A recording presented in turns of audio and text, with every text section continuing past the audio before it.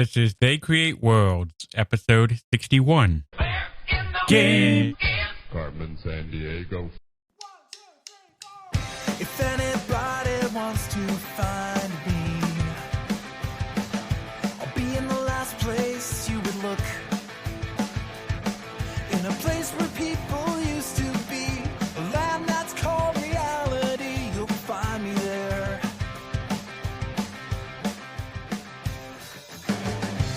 Welcome to They Create Worlds. I'm Jeffrey, and I'm joined by my co-host, Alec. Hello. Well, we're hot on the case now. That's right. We've figured out who's been stealing all the stuff from around here. We've got our audio equipment back. We just need to hunt down the person who did it. And that means we just need one more thing, Jeff. A World Almanac. Oh, okay. We get those on Amazon, right? I suppose so. Does anyone even read World Almanacs anymore? I'm sure they're still made, but does anyone even read them anymore? I don't know. I think people just use Wikipedia as a World Almanac now. That's probably quite true, for better or worse. But long, long ago, you did not have this magical box that was hooked up via a series of tubes to other magical boxes around the world, and then transferred little pieces of information around all of these series of tubes until it appeared on the magical box sitting in front of you. Back in those days, you could actually make a whole game out of figuring out weird, obscure stuff about places. And Broderbund did exactly that. Not only make a game, but television shows, a cartoon, I think. Yes. And pretty much a long, huge franchise that still is there today, but nowhere near the prominence that it used to have back in the 90s. No. When they made this first game in that series, no one was thinking any of that. Nobody was planning a franchise. No one was even planning to be educational. It just kind of happened. Which is kind of odd. You always think the educational game, oh, right. They're like, okay, we want an educational game. Yeah, we like geography, we like history, and what's another thing? Math. Yeah, we need some math in there. So we'll make an entire game based on that. Instead of it just being a typing thing, we'll just have you hunt down this criminal. Sure, and if they had made it that way, honestly, it would have probably just died. No one would have cared. Edutainment. And this is a time when this game was being made, 1985, that edutainment as a concept was only just beginning. There'd been some educational games, but that word edutainment was just kind of coming into use. And already, I think, even after it was first coming into use, it was already a dirty word. Nobody that had any kind of self-respect was making edutainment products. And Broderbund certainly was not either. Broderbund was making entertainment products and some home productivity stuff as well, but they were not making edutainment products. And I think that that's probably the only reason why it became so successful, because if they had gone into it thinking, we're going to create a game that teaches about geography and cultures and history, I think if they'd gone in with that idea, then it would have probably flopped, because you can always tell the games where they start with an educational premise instead of starting with a fun premise. Yeah, they tend to be not fun, and if they're not fun, then you're not going to play them. That's right. So, to start off here, we're not going to go through the entire history of Broderbund and everything, where this is more focused on the specific franchise of Carmen Sandiego. So, where in Broderbund's history did this originally start? Absolutely. So we do have to give kind of a light overview of Broderbund and where the computer game industry was at this time to kind of understand the forces that came together to develop it. We'll save the in-depth history of Broderbund, of course, for another episode sometime in the distant future. Broderbund was one of the earliest of the entertainment software companies.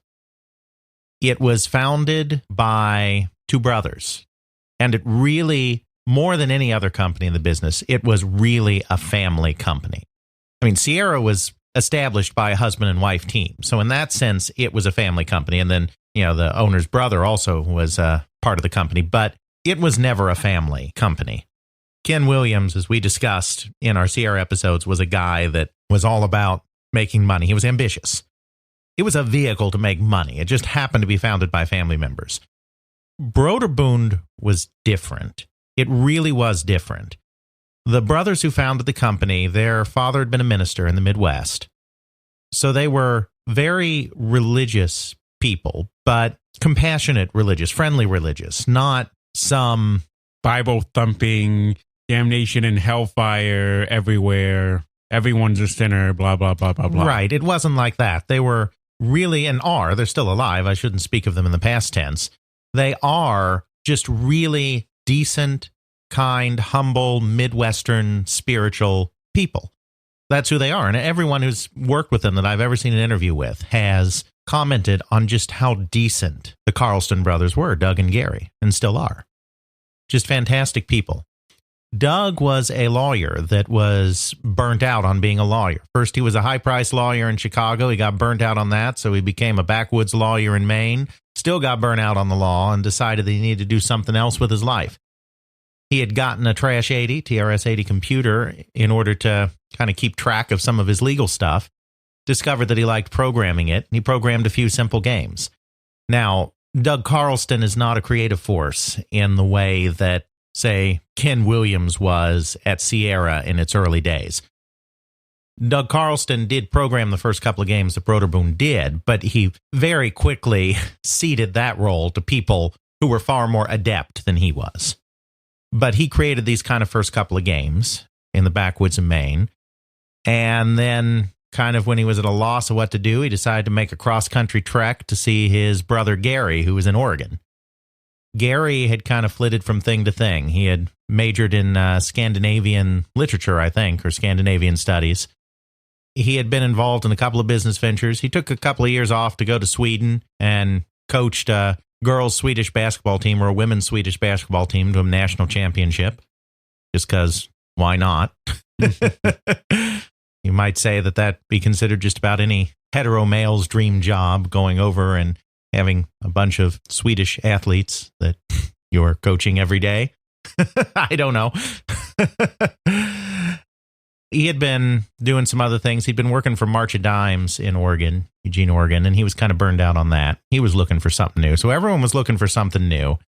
And so Doug was like, why don't you go into business with me and we'll do this company and we'll sell my games and, let's see what happens, right? What happened, happened.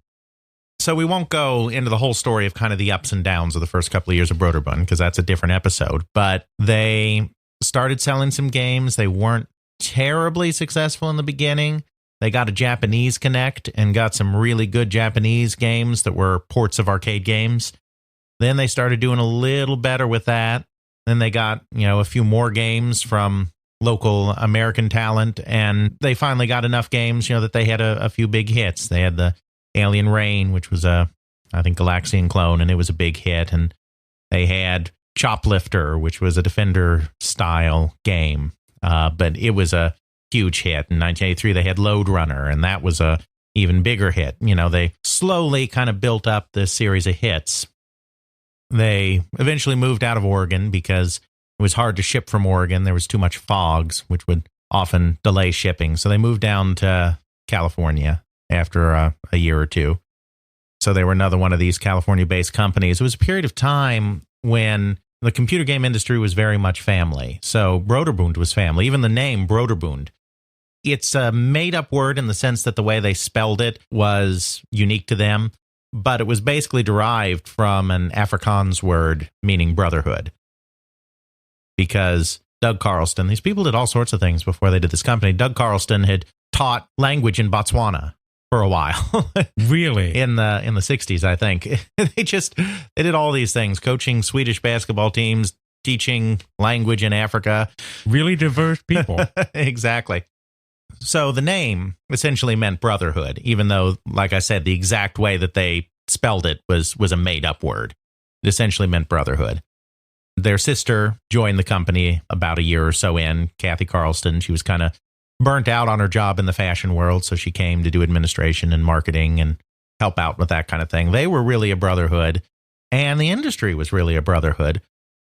Sierra and Sirius and Broderbund and some of the other companies that were kind of around in California back in this day, there was a real family feel to it. They would exchange information, exchange ideas, exchange technology, and kind of keep up on what each other was doing.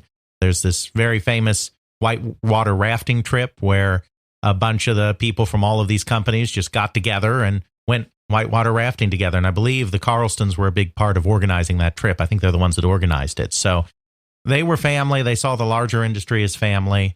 And, they were really good people in that sense. So take us to 1983 now. And the industry is beginning to change a little bit. It's beginning to get a little more competitive. I mean, it's always competitive. They were always competitors, but it's becoming a little less of that kind of everybody knows everybody, folksy friendly thing. A little more cutthroat. Well, you have the business people coming in more and more. I mean, Electronic Arts has been established. Activision has moved from VCS games into home computer games. So the industry is growing up a little bit. It's becoming a little more serious, and you have to be a little more organized to kind of make it. These early companies relied a lot on kind of outside talent. Broderbund particularly relied on outside talent. They had a couple of employees, but most of the stuff that they were getting in was submissions from the outside. They were more publishers and distributors as opposed to actual programmers of the game. Mm-hmm. Absolutely. That's in contrast to Sierra, which also relied on outsiders, but when they found someone they liked from the outside, they would try to bring them in and assimilate them into the Sierra culture. It was a system based on royalties at the time. Everything was based on royalties. Even Sierra, when they would bring young guys into the foothills of the mountains there, they were still paying royalties. And most games were done by a single programmer who did everything. If they needed art, they did the art. If they needed sound, they did sound.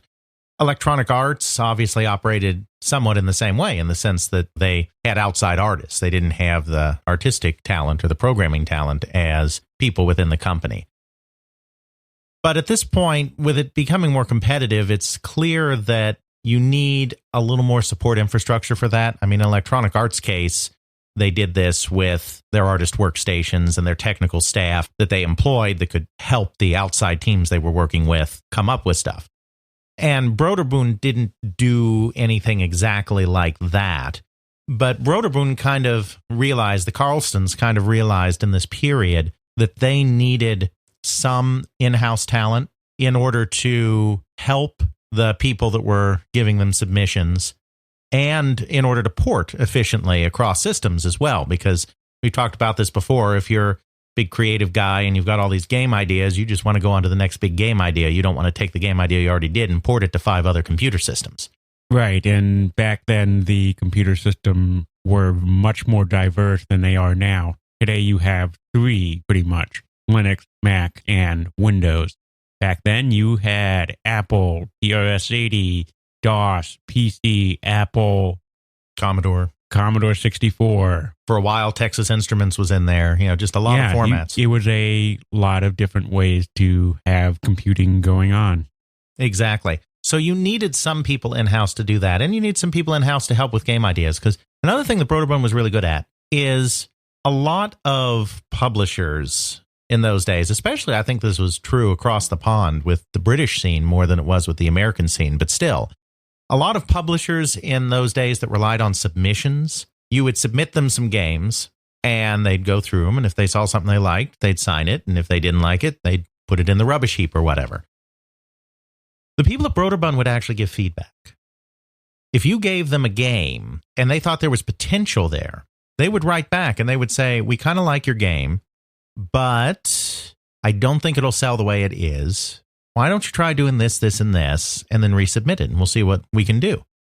Maybe after it's resubmitted, they still don't think it'll sell. I mean, that's fine. They may reject it outright at that point, but they were very keen about working with people, working with programmers and developers to refine their game ideas.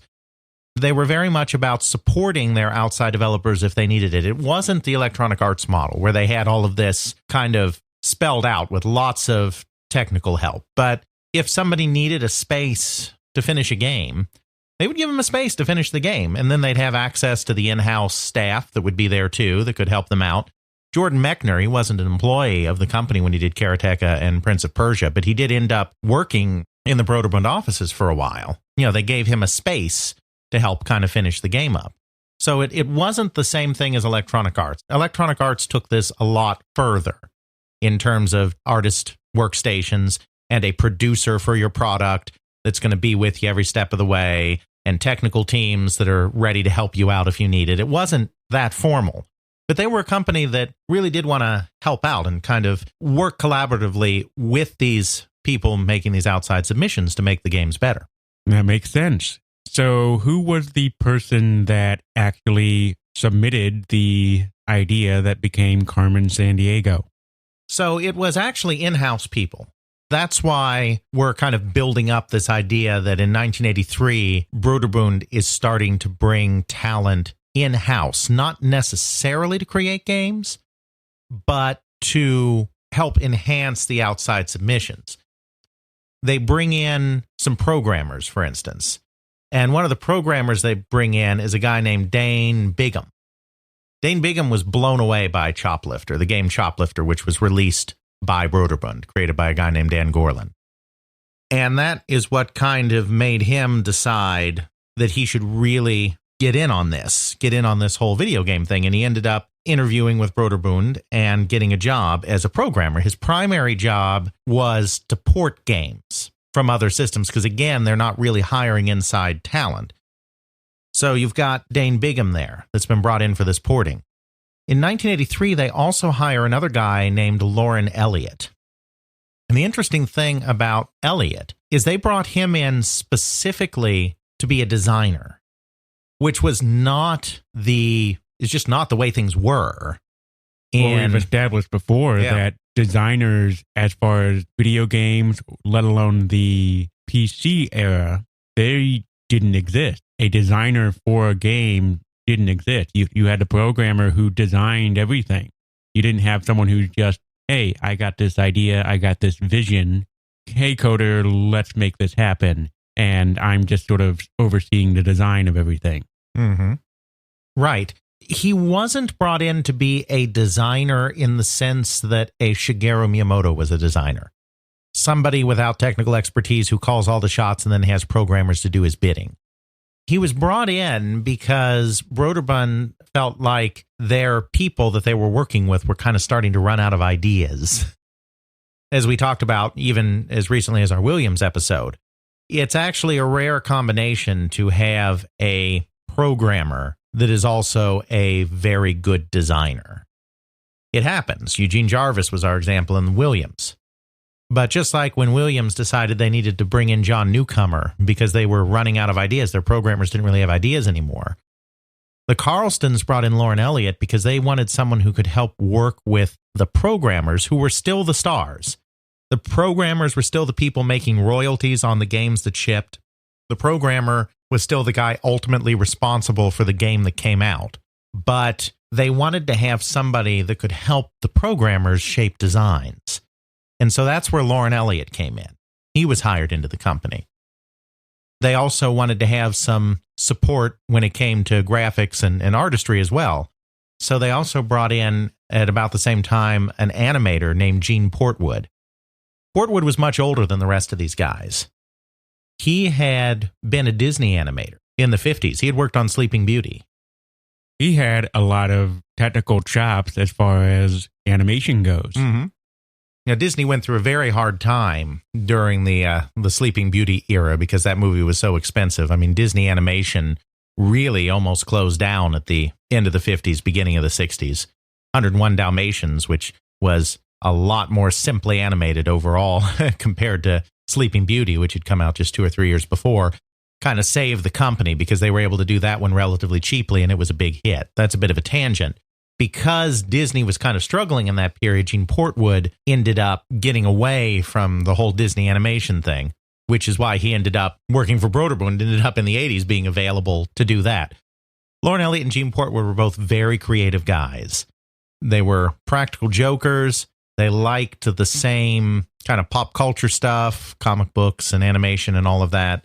So they really bonded well together, and they became kind of the creative center in this time period of Broderbund. So they would just have these very creative conversations with each other where they would just spitball on ideas. Their office came to be known as the Rubber Room because it was just a place where you bounce ideas off of each other. That's why rubber. The Rubber Room concept started basically as them just walking and talking in hallways and just collaborating all the time. And then they had an office together. And so the Rubber Room kind of became a literal place where they would bounce ideas. And so they became part of the creative center of the company in this 83, 84 time period. At the same time, you have Dane Bigham off on his own, who's this guy that's been brought into port games and whatnot. He's a programmer, and, porting's all fine and good, but he's also thinking about, what can I do? He wants to have his own product that comes out. Right. And as so many people were in this era, he's thinking about, I love adventure games. Adventure games were very, very popular during this time. But that darn parser. And so many people have done that. I mean, that's what drove Ron Gilbert with Monkey Island as well. That darn parser. Can't we do something about that? We're on the Apple II now. We have a system that is decent graphically, especially for something like an adventure game, because as we've discussed in our hardware episode, the Apple II didn't do sprites. It was just a bitmap. With the bitmap graphics, you could do pretty nice graphics for the time and decent animation for the time. So we have a graphical computer like the Apple II that we're focusing on. Why are we still doing parsers? Why are we still doing text? Why not a menu-driven interface for an adventure game? I presume because a menu-based interface means that at this period of time, technically, you're probably going to end up with a more simplistic adventure game. Why not make that an adventure game for kids? I know we wanted to make an adventure game for kids. I'm kind of connecting my own dots with the idea of the simplicity lent itself to a kid's game, but I think that's probably a pretty safe bet. So he starts working on this menu-driven interface for a children's adventure game. That's how it starts. You'd have a window down here with commands, and then you'd have a window over here that's the scene, and you choose your commands over here, and when you do that, something changes on the screen over here. You can already see that's kind of the basic layout of Carmen Sandiego. The original, we're talking now, Apple II Carmen Sandiego, which of course we'll put a bit of in the show notes.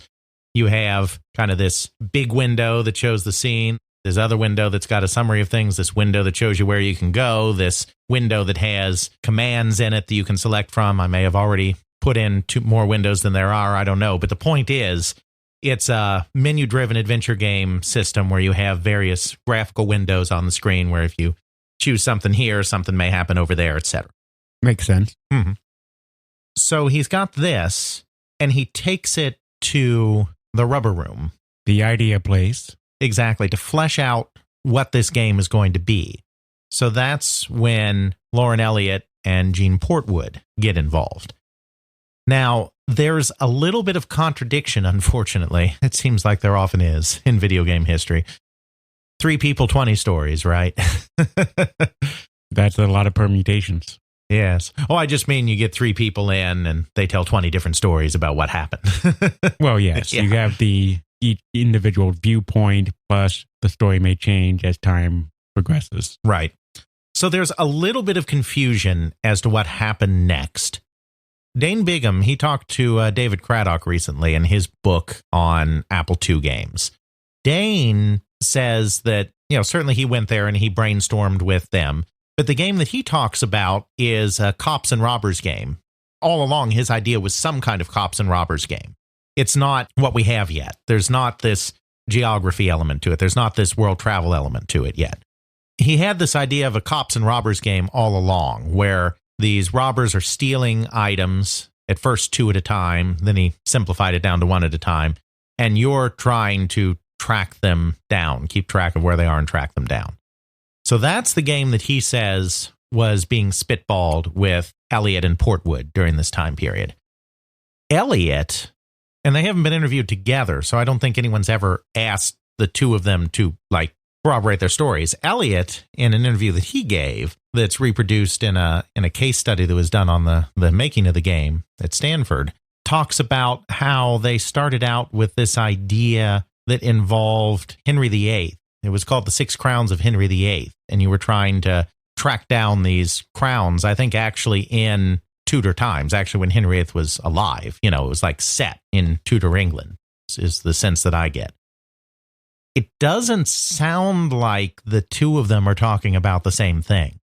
I mean, yeah, technically, maybe the original Cops and Robbers game was someone stole Henry VIII's crowns and you were tracking them down, but that's not the sense that I get. It would be nice for someone, whether that's me or someone else, to like re-interview Lauren Elliott or re-interview Dane Bigham and try to figure out what's going on here. The other possibility is that it could be that both of these ideas were in development at the same time. So these might not even be contradictory things. It may be that Dane was working on his thing with the Cops and Robbers, and at the same time, Elliott and Portwood were brainstorming this other stuff. And so it may not even be contradictory. Maybe they were doing these things in parallel. Maybe somebody's misremembering. The important thing is at this point, we're talking about an adventure game that does not have this geography component. That's not there yet. The geography component comes in the middle of this brainstorming process. Nobody knows exactly when. Nobody remembers exactly when. But the whole project turns when Gary Carlston, one of the Carlston brothers that founded the company, came in and said, why don't we do this with a geography theme? You see, back in the 50s, the Carlston family had the opportunity to travel Europe a bit. And the Carlston kids, Doug, Gary, really loved geography, and they would play these little games with themselves, like before going to bed or whatever, where they were essentially quizzing each other on the location of things, little geography trivia game. And so Gary saw this game coming together, this Cops and Robbers thing, this easy interface thing, this targeted at kids thing, and was like, when we were kids, we really liked doing this, geography trivia stuff. So why don't we make it a geography-based game? That's exactly what they did. And at that point, they brought in a writer, actually, to flesh out the world and flesh out the story of this game. Because at this point, you're going to need a lot of writing that you want to try to kind of make interesting, because you're going to have witnesses on the scene that are describing what they heard or saw and whatnot. And so you don't necessarily just want your programmer or your artist trying to come up with all the prose you're going to need, because maybe they don't do a good job of making it sound so good. I don't know.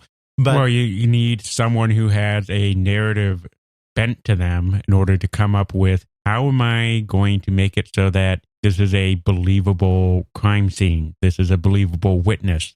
This is a believable criminal. Exactly. They decided to bring in a writer at this point by the name of David Siefkin. I hope I'm pronouncing that right. Siefkin. It was one of these strange connection things, which is what's going to come up a couple of times in this story, because David's wife was taking a cooking class with another woman that worked at Broderbund. And so somehow through that whole grapevine of things, Broderbund knew that he was a writer, and they needed a writer. So they came to him to ask if he'd kind of flesh out this world and flesh out this concept with the whole, let's take a Cops and Robbers game and give it a geography theme. And it was also, I think, the Carlstons that came up with the idea that it should be based on a book. And I mean, it's kind of logical that they would do that. I don't know the exact creative process that went into that. If you're wanting to teach people about these places, if you want to drop clues, well, not necessarily teach, but if you want to quiz people, let's put it that way, because it's not an educational product. Let's remember that. If you want to quiz people about places like this, you need there to be a way for them to quote unquote check their answers. But if you just make it a multiple choice thing in the game or something like that, then either you just learn that it's C right away or whatever after a few tries, or you decompile the game and you figure out the answer this time is A, the answer, it doesn't really engage you with the material. It was a love of geography and also a love of travel that kind of led Gary Carlston to want to do the game this way. So they came up with the idea that they really needed to have it based on a book, as in you needed to have a place where you could go for all the answers. They were originally going to use the Time Life series of Great Cities books, And then they changed the concept to the World Almanac at some point. And that's probably because the World Almanac's one handy-dandy book that has a lot of facts in it. So that's something that you can actually bundle with the game, which they did. I still have my copy of Carmen Sandiego on 5 1/4 floppy. For all I know, the floppies don't work anymore, but I still had that game on IBM PC on 5 1/4 floppy back in the 80s, and it came with the 1998 World Almanac. And you needed that for reference. Exactly, because you couldn't go to the internet for this stuff. You had to have a place where you could look stuff up, but it needed to be outside of the game, because if it was all inside the game, then you wouldn't necessarily have to engage with the material. You could cheat more easily.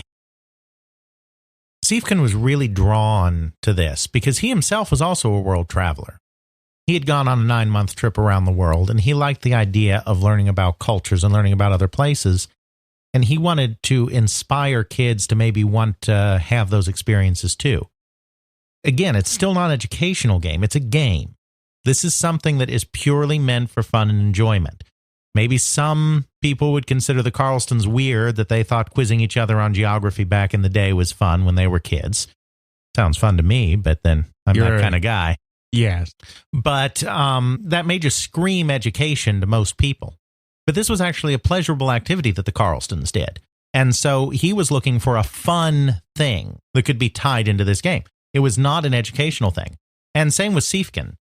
He was looking at fun. He wanted to create something that, sure, might inspire kids to want to see the world, but it wasn't about teaching them about the world, really.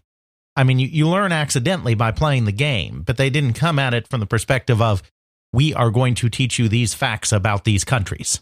We don't have any kind of specific goal in mind as far as what we're teaching you, if we're teaching you. It's, you probably already know this anyway. If not, you got this book to look it up in, and away we go. And if you happen to learn something along the way, fantastic. If not, meh. Exactly. And that's really why it works.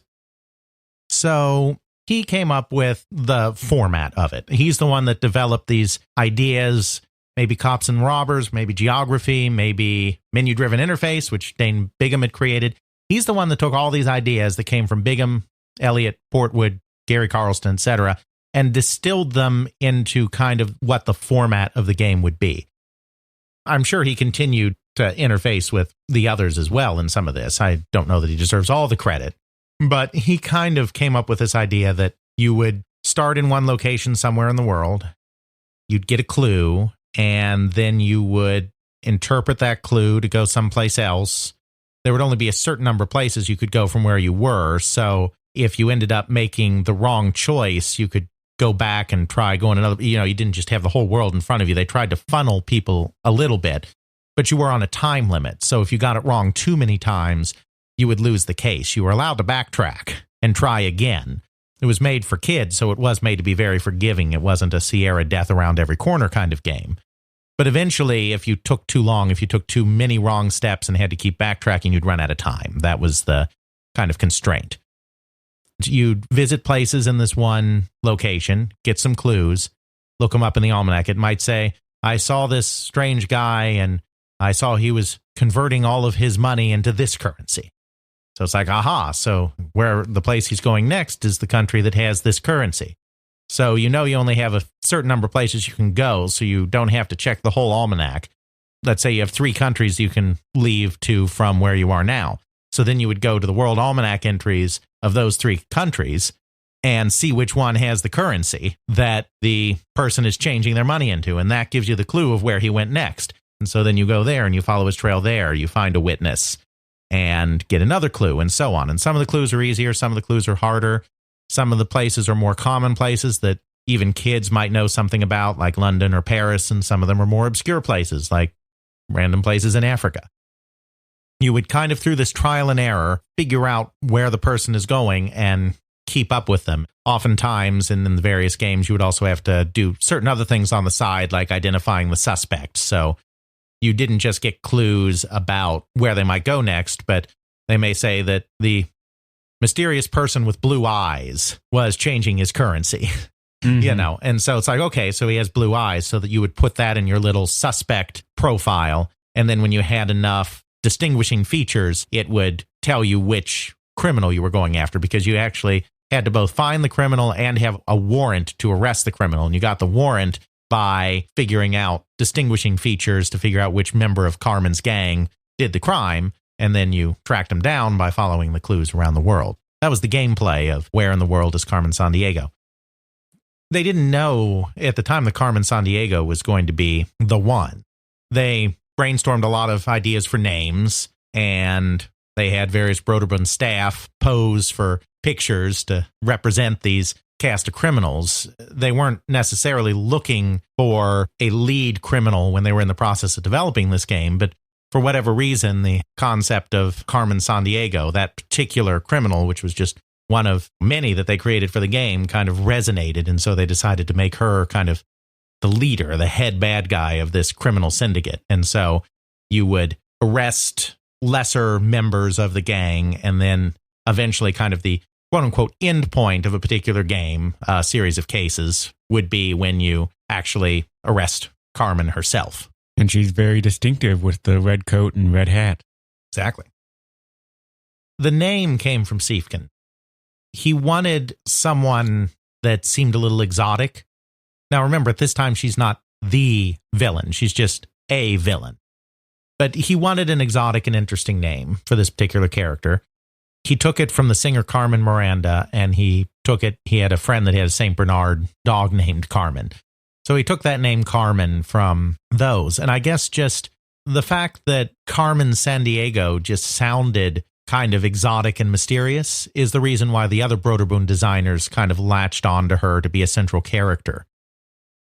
They kind of decided they wanted there to be a character in there that girls could relate to as well. I mean, yeah, she's a criminal, okay? So maybe that logical through line seems a little bit strange, but they wanted characters that were appealing to girls as well as just to guys. And so the idea of having a woman be the character with the name in the title and the name on the box just kind of made sense for whatever reason.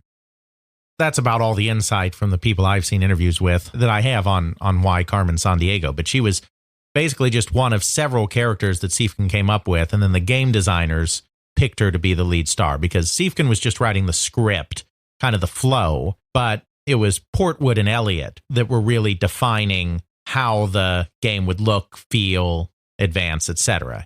The writing was just being done by Siefken, and then Bigham was doing the programming. Bigham thought the game was going to be a disaster. He was not happy being on the game at all. He wanted to quit, and he did leave Broderbund soon after the game shipped because he was not happy being on the project. He thought it had morphed into something completely unrecognizable from his original idea, and he just wanted out. But he did stick around to finish it at least. So this is kind of the team that puts this game together. It's released in 1985, and for something like 8 months, just nothing. It dies in the marketplace. Nobody cares. And it's kind of easy to see why. I mean, it's not your typical kind of fun game for the time period. It doesn't really, even though it had its roots as an adventure game, it wasn't. You're not really adventuring. Yeah. Mm-hmm. You're at an interface where you see the world map. You have some vague clues to go off of. There's nothing where you move a character around or anything. It's more, I select where I want to go, and then I do some interviews, maybe ask some questions or whatever from a menu, and then you have a book you have to read through. Yeah, reading. That sounds like school. Yeah. School is a dirty word for a kid. So it really kind of sinks in the marketplace. Nobody notices it. But then a funny thing happens. And that funny thing is the teachers on their own, without Broderbund marketing to them at all, start picking up on the game and using it in the classroom because some teachers that were computer game fans bought it for their own entertainment. And so then they play it and they're like, this would be really good thing to use with my kids. So then they bring it in to use with their kids. And then little Johnny plays it in school and has fun with it. I mean, there's nothing that says that a computer game that you play in school can't be fun. So little Johnny plays it and has a good time. And then so little Johnny tells mom and dad, hey, I played this really neat game at school and I'd really like to have that and play it. And so little Johnny's parents are like, well, if he played it in school, that must be an educational game. So we should definitely encourage little Johnny in his playing educational computer games. And so then mom and dad buy the game for little Johnny. So then it just kind of snowballs. Word of mouth. It gets to the PTA. The PTA goes, let's promote this game because, look at the education. Exactly. So later on, believe me, after this phenomenon happens, Broderbund realizes, oh, shoot, we need to be marketing this game to schools. And they eventually start doing it. But that is not at all what they did. It was completely accident. It was completely viral marketing in a time that we, wouldn't even know what viral marketing is. It was not even viral. I mean, it's word of mouth, like you said. Mm-hmm. It just kind of snowballs. A few teachers buy it. Then they bring it to school. Their kids play it. Then their kids want to buy it. Then it starts getting positive press because, hey, here's this educational game. And it just kind of... And it's fun. Right. And it is fun. I mean, I loved the Carmen Sandiego games when I was a kid. We had a PC that wasn't particularly adept at games. Or did I even have that on our Apple clone? I think I had it on the PC. But either way, I was a Nintendo game player primarily, and I didn't really play computer games on computers until the 1990s. But Carmen Sandiego, I had Where in the World, Where in Europe, Where in the USA. I loved playing those games. If you were an inquisitive kid who was interested in the world, a kid of like 7, 8, 9 years old, somewhere in there, it's just a great fun game because in a time before you had the internet that could bring you this, where you could just go look at pictures of other countries or whatever on the web, it was a window into other places, other real places. That's actually kind of a lot of fun. I mean, it may feel a little simplistic today, especially since if you were to play it today, you could just go on Wikipedia and find the answers in 10 seconds or do a Google search and find the answer in 10 seconds to the questions. Yeah, what currency is this? Right. But in that time, it felt like you were unlocking a whole world beyond your study or your bedroom or wherever you had your computer. That was a pretty powerful thing for a kid once they were exposed to it, once they realized what it was. And so they would get exposed to it at school, and then they'd want to have it in the home. But like I said, Broderbund had no idea that that was going to be the way that they spread this game. It just kind of happened. And there was also one other thing that happened that was very important to this process. Carmen Sandiego was an Apple II game. That was its native platform. Obviously, they ported it, but it was an Apple II game. In early 1986, Apple, which had always been very keen on being in the educational market from way back, initiated a trade-in program where any school that had Tandy computers, Commodore computers, Texas Instrument computers, whatever computer that school had decided to buy whenever they bought computers, or even older Apple computers that they had, they could trade those in to get a substantial discount on a newer Apple II computer. So this is kind of the time period right here in 86, 87, when suddenly, because of this trade-in program, every school in existence suddenly has a whole bank of shiny new Apple IIe computers sitting in their computer rooms. And this wonderful educational game to go with it. Right. So this created this environment where the teachers could introduce the game easily. If Where in the World and Carmen Sandiego had been introduced on Commodore 64 first, it would not have necessarily had that same effect because schools in this time period, if they weren't already Apple schools, they were fast becoming Apple schools because Apple was big on the education market. Apple always marketed to them. And now Apple was doing this big trade-in program where you could get newer Apple computers at a substantial discount by trading in your old computers, whether those were Apple computers or not. They wanted to be the educational computer because they knew that if kids were exposed to them at school, that would be the computer that they would be most likely to lobby to have in the home.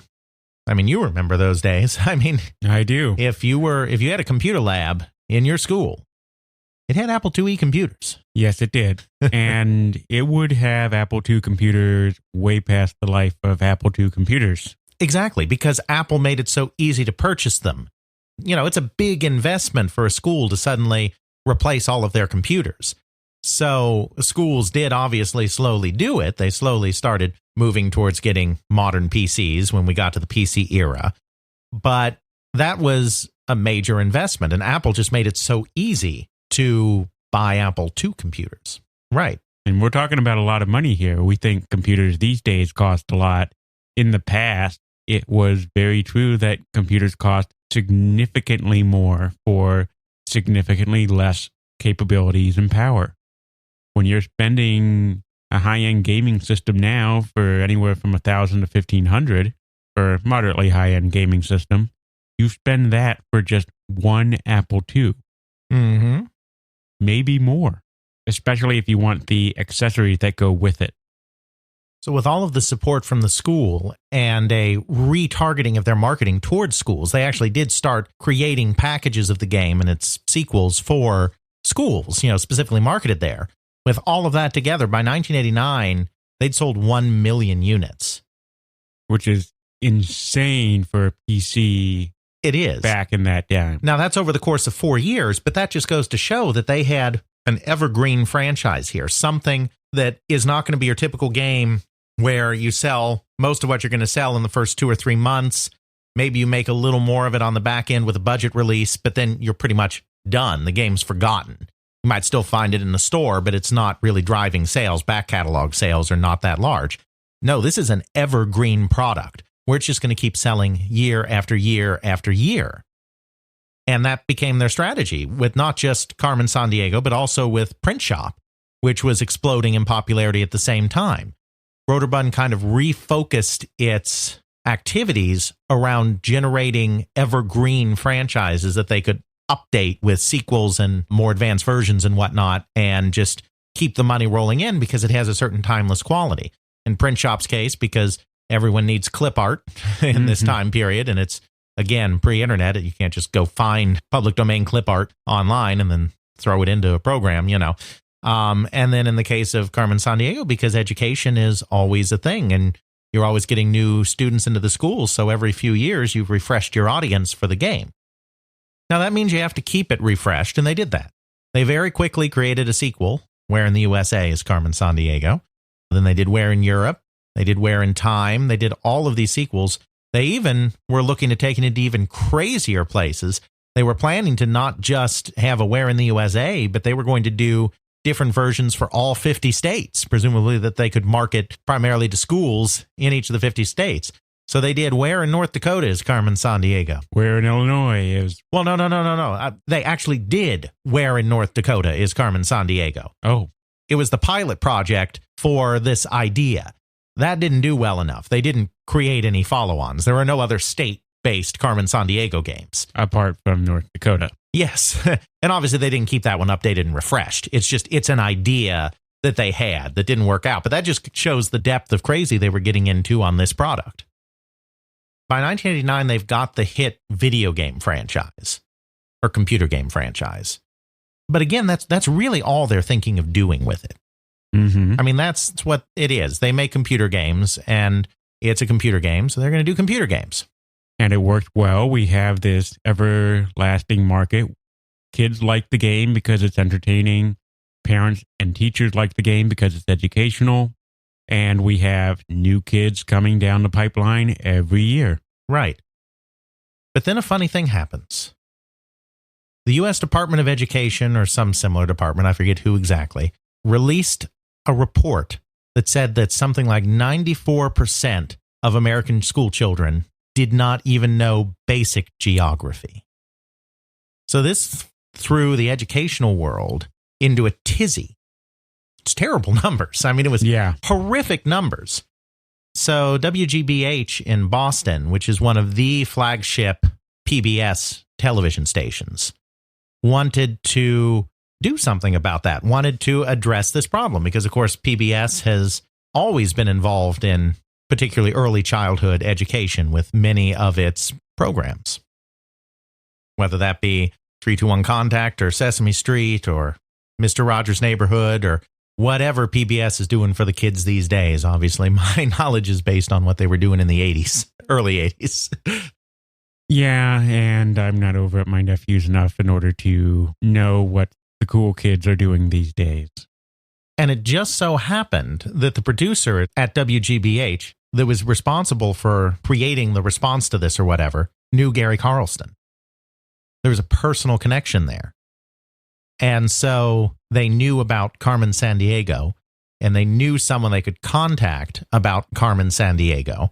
And they thought that the kind of perfect way to address this geography thing would be to do a game show on geography, but with the Carmen Sandiego theme on top of it, because this time Carmen Sandiego's already hit property. You have this computer game about geography that sold 1 million, maybe even 2 million copies by this point, and all the kids know from school.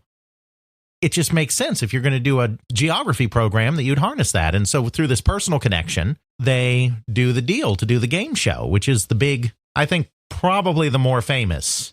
There are 2 shows. We're going to do the other, but I think that's probably the more famous of the 2. And that came out in late 1991 and stayed on the air all the way through 1995. I remember watching it as a kid. Mm-hmm. What do you remember? Describe the show a little bit for our listeners. Well, I have a terrible memory as a species, but I remember you'd have usually 2 teams, usually a pair of kids for each team. They would answer a series of questions given to you by the host, and you're trying to do this entire crackdown thing of Carmen Sandiego. And then whichever team beat the other one would then actually go against Carmen Sandiego, and they would have to run around this board map or something and find where Carmen Sandiego actually was by answering some sort of geography question in rapid succession. Right, exactly. So it was really popular, and they had the musical group Rockapella do a theme song for the show and other music throughout the episodes as well. And that theme song, which was very darn catchy, we'll put that in the show notes. Where in the world is Carmen Sandiego? Exactly. And so that became a hit on its own, because then Rockapella sought permission from Broderbund to actually do a record based around that stuff, because that song was so catchy. So then they had the record. There was a board game because University Games saw that show and thought it would be interesting to do a board game. So then there was a board game. So it almost entirely by accident became this multimedia property. They were not looking to license. Broderbund did not go out and try to find licensing partners. Because of the state of education in the United States of America at the time, partners found them. People were like, you managed to do educational entertainment right. People like it. We're going to make sure that this thing is spread everywhere. And then in 1996, Congress decided to crack down and strengthen and really enforce an FCC regulation that had been on the books since the early 90s that said that children's entertainment, cartoon entertainment, needed to include some type of educational value in it. There was this idea that children shouldn't just be watching Saturday morning cartoons and rotting their brain on the old boob tube. The idea was that kids needed to be taught things. Even if the main purpose wasn't teaching things, there had to be a lesson involved somewhere with the show. There had to be educational content in children's programming, because heaven forbid children just watch something for amusement only. Like their parents or something. And that's why we get those fun things in the 90s of after the episode. Today we had this episode on blah, blah, blah, blah, blah. And you had like G.I. Joe show up and go, oh, body massage. About that. Now we have to put that in the show notes just because it's fun. But, you know, G.I. Joe, for instance, had the, and now we know, kind of public educational segments at the end of each episode that were like 2 minutes long, like, you know, don't approach rabid dogs or don't steal stuff or whatever. That down power line, don't go near it. Right. And so then somebody on YouTube, one of the earlier YouTube memes, decided to overdub them with crazy stuff. So pork chop sandwiches. Yes. And then also around that same time, you had the Animaniacs who did the parody of it, doing the Wheel of Morality. Right. Of course, ironically, there was a lot of educational content on Animaniacs. Yes. So they could make fun of it at the same time. Exactly. Because in 1996, there was this crackdown where this law had already kind of existed, but now the FCC was really going to enforce it, like super seriously. Animation companies, cartoon companies were again on the lookout for really, really educational fare. So that's how we get the cartoon, Where on Earth is Carmen Sandiego? Again, Broderbund wasn't like, well, the quiz show's done so well for us. Next step is to make a children's cartoon. Broderbund was not involved in any of this. I've talked to the head of marketing and licensing at the time, Susan Lee Marrow, who did these deals. Obviously Broderbund was happy to do these deals, but Susan Lee Marrow was not going out to these companies and being like, okay, we've got the educational quiz show, we've got the board game, we've got the rockapella record, now it's time for the cartoon. This is not what was going on at Broderbund. It was other people coming to them because you had something that merged education and fun in a way that kids happened to relate to, which again wasn't even Broderbund's initial goal when they made the game in 1985. Which is really, really astonishing, just how crazy this is and how it snowballed into the massive franchise it was during the 90s. So Deke Entertainment comes to Broderbund and is like, oh my gosh, we've got to have this educational content because they're really checking up on this. So we'd like to do a cartoon show based around Carmen Sandiego. And so that show runs from 1994 to 1999. And it's all because of this Children's Television Act that Congress is really keen on enforcing. And so now it's a multimedia franchise that nobody was ever really looking to do, that nobody ever really expected. And now Carmen Sandiego products, they outlived Broderbund. Broderbund vanished in the late 90s in a series of takeovers. Carmen Sandiego continued on. There have been well north of 6 million copies, and that 6 million was at the time one of these case studies was written was several years ago. It's probably higher than that now, but at least 6 million, if not more, copies of Carmen Sandiego have been sold. It's still something kids know today. Broderbund was very quick to jump on the CD-ROM bandwagon. Mm-hmm. Myst was published by Broderbund. They didn't have anything to do with designing it, but they published it. So they knew that CD-ROM multimedia was a big deal. So they got it on CD-ROM with multimedia presentation, with sound and animation and whatnot, very early on in kind of the mid-90s when the CD-ROM format was just taking off. And so that extended the life of these properties into a new generation. And they keep it refreshed and they keep selling. And now successor companies to Broderbund kept selling. And it's something that many kids probably still know today, even if it's not as big, like you said, as it was in the 90s. I mean, the heyday of the licensing and everything is gone, but no more cartoon, no more game show. All that stuff's gone. And I'm not even sure if the game can be purchased today, but the nostalgia factor is still strong. And in fact, Netflix has announced that they are going to do a Carmen Sandiego show that's going to air in 2019. The legacy is still there, definitely, even though it's harder to get the game these days. Right. That pretty much wraps up Carmen Sandiego, I think. I mean, it was really a major thing, especially for us in the 90s. Not so much now because you have the internet the way it is, but there's certainly a nostalgia factor, a desire by some people to play it. If I could find the game, I might even buy it now. Who knows? Right. I mean, the characters kind of stayed out there a little bit. There was a game released in 2015 called Carmen Sandiego Returns. It isn't really in the traditional vein of the old geography games, but the character is still out there. And there will probably be more games in the future, especially if this whole Netflix thing ends up doing well for whoever the rights holder is these days. Do you think it's fair to say that with the advent of the internet in the late 90s, early 2000s, and how that really took off, that is what contributed to more of the downfall of Carmen Sandiego as a franchise of being so prevalent? I think there's something to be said for that. Certainly when the Learning Company took over Broderbund in 1998, they got away from the original geography theme and they started just using Carmen Sandiego in a variety of educational type games. I think they lost the idea that it was a game first, an educational thing second, and tried to force feed Carmen Sandiego into all sorts of subjects. I think that's probably a big part of what killed the brand. Certainly, I think it would be very hard to revive today in the purely traditional format because the internet makes it a type of gameplay whose time has come and gone. So, yeah, I think the internet plays a role. I think the learning company kind of losing sight of what Carmen Sandiego was supposed to be played a role.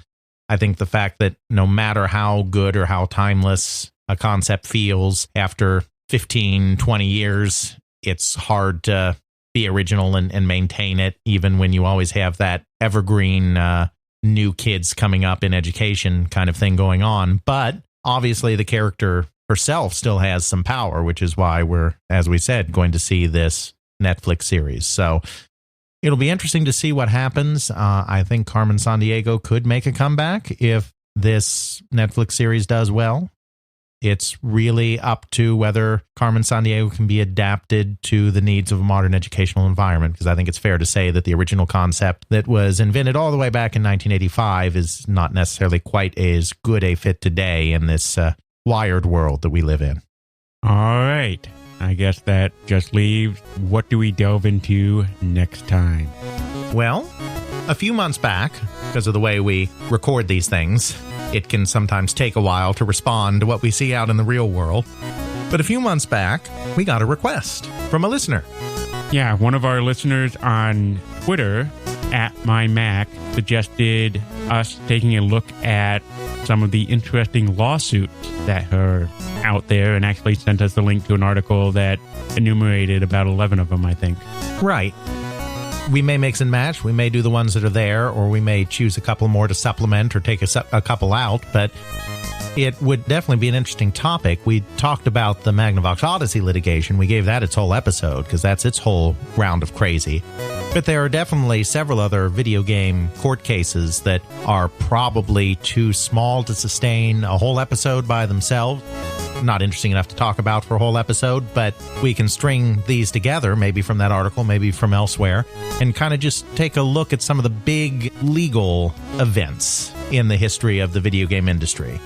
And certainly have lawsuits for everyone. Yes. Well, lawsuits for everyone next time on They Create Worlds. Check out our show notes at podcast.theycreateworlds.com, where we have links to some of the things that we discuss in this and other episodes. You can check out Alex's video game history blog at videogamehistorian.wordpress.com. Email us at feedback@theycreateworlds.com and follow us on Twitter at TCW Podcast.